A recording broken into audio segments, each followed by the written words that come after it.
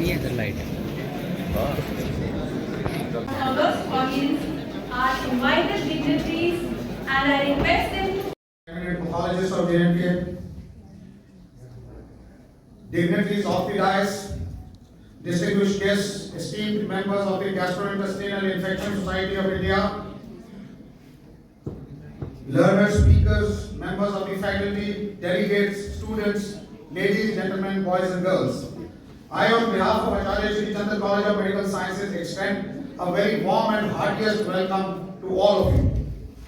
I am reminded of a quote by a famous American author and human rights activist, disability rights activist Helen Keller, who once quoted, "Alone we can do so little, together we can do so much."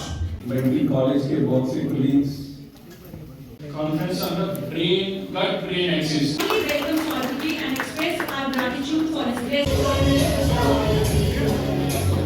You would immediately visualize a person in his fourth decade or fifth decade of life. Now you have in the 20s.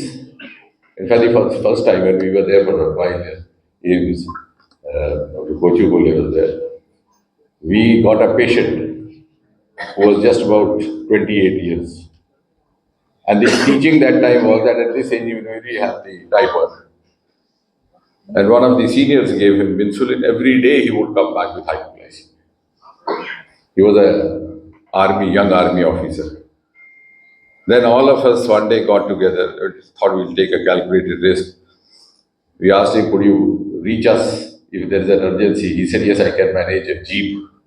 Otherwise, they're not allowed to move out of the cantonment. So guardedly gave him metformin. And he started responding without it. And then suddenly thought, opened up that you could also have type 2 at that age. And by that time, of course, our gadgets of diagnosis are also improved. Dr. Kotwal is there, he's also gone through that.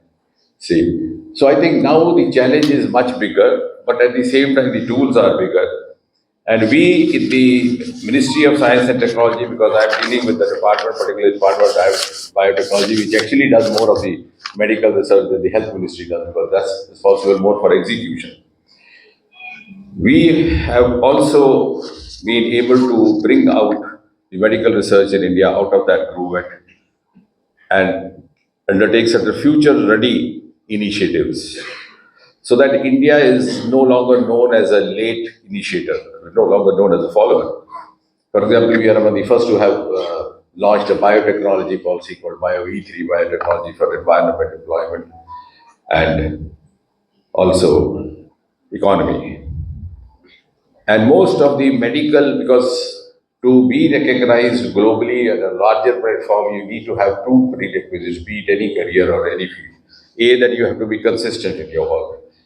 Every day has to be a new day. You can't rest on the laurels of yesterday, which I also follow for myself, most of the others also do.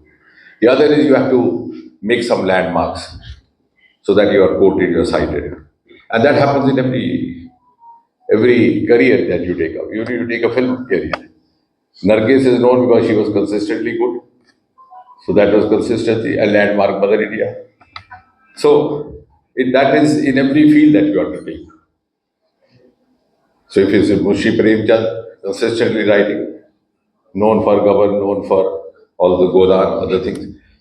And therefore, I'm proud to say that under Prime Minister Modi, we were given the liberty to take certain out-of-box decisions, to involve the private sector. And we have tried to move medical research not only to the global arena, but also taken a position where we are now offering cues to others. ये सबसे पहले तो बधाई के पात्र है एसोकम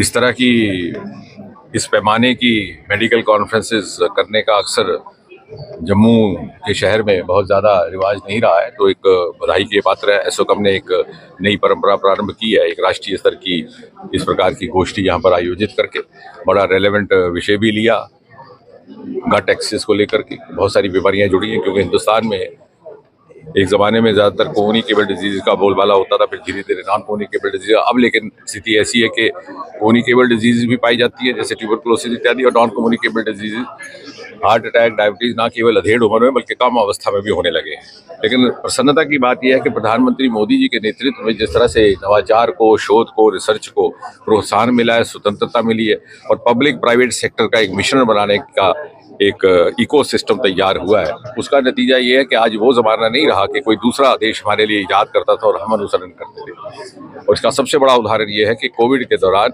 दुनिया का पहला डीएनए वैक्सीन हिंदुस्तान में ईजाद हुआ, ना कि किसी और मुल्क में, बल्कि हमने प्रधानमंत्री जी के आह्वान पर वैक्सीन मैत्री के कार्यक्रम के अंतर्गत इसे दूसरे देशों को भेंट किया।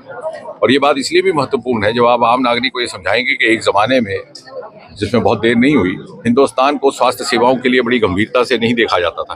कोई बीमार भी पड़ जाता तो 2-4 दिन वो घरेलू इलाज करते थे। लेकिन आज उसी हिंदुस्तान को, which was not taken seriously for curative medicine, is being hailed as a global leader for preventive medicine. और अब जब 2047 का लक्ष्य हमारे सामने है, तो एक बहुत बड़ा चैलेंज हमारे लिए प्रिवेंटिव हेल्थ केयर का रहेगा।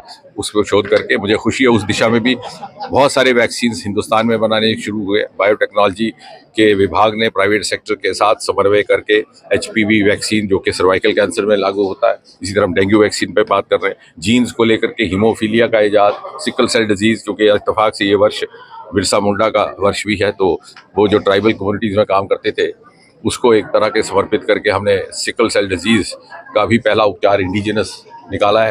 पहली बार एक एंटीबायोटिक एरिथ्रोमाइसिन भी हिंदुस्तान में जा, और ये सारे के सारे काम गत 5-6 वर्षों में हुए हैं, क्योंकि प्रधानमंत्री जी ने प्राइवेट पब्लिक सेक्टर की बंदिशों को लांघ करके एक व्यापक इकोसिस्टम निर्माणित करने में हमें सहयोग भी दिया और हमें प्रोत्साहित भी किया।